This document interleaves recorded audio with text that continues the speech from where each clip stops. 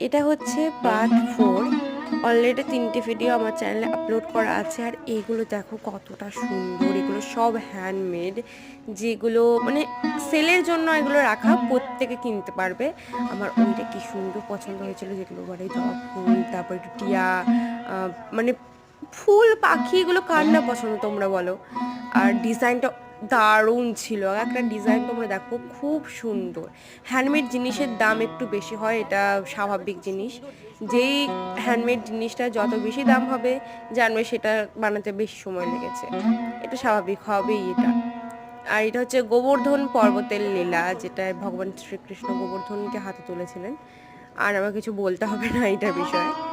আর এইগুলো প্রত্যেকটা এত সুন্দর ছিল যে মানে কি বলবো। আমি ভাবছি এটার আমি আর একটা ভিডিও বানাবো, যেখানে এরকমই সেলের ভিডিও থাকবে। তোমরা দেখতে চাইলে প্লিজ আমায় বলো।